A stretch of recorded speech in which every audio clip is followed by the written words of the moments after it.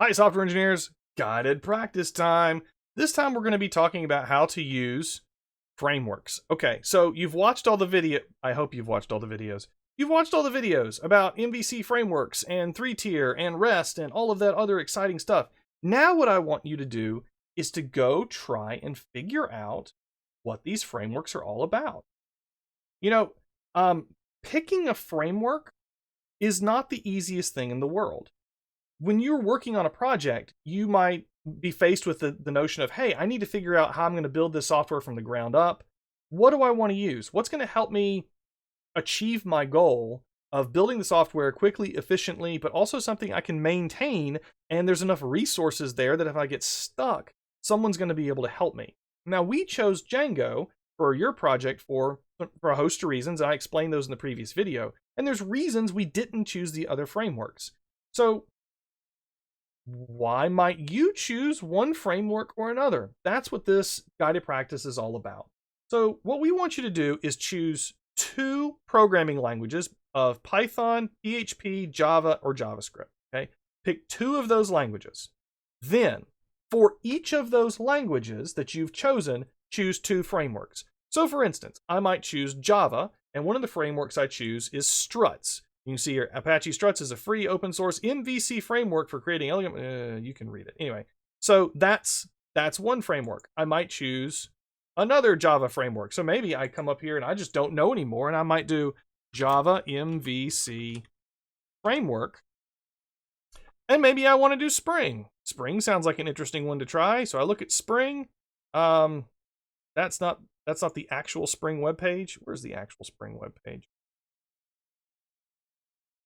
Let's do a search for Spring up here. Spring. Whatever. So maybe I look at Struts and Spring. Okay. So for language, I would write Java here. For framework 1, I'd write Struts here. For URL, I'd give that URL.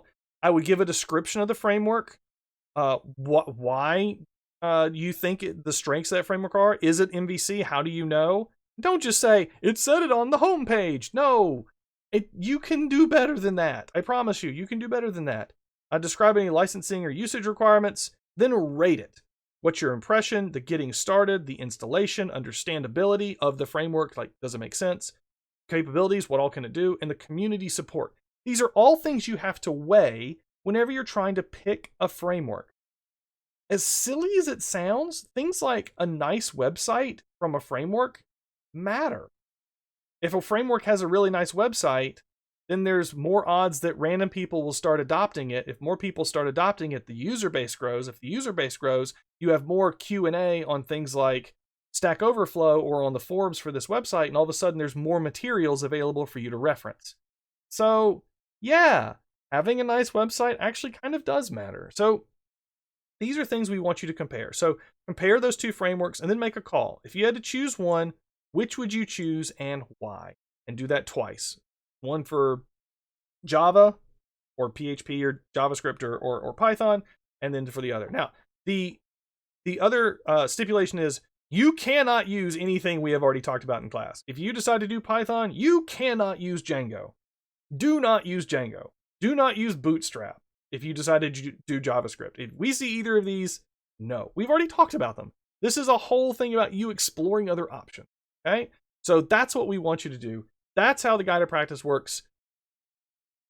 We're giving you a little bit of extra time on this one because you might want to spend more time researching these things, which is great. So go forth, go explore, and see what you find, and let us know. We'll talk about it next week.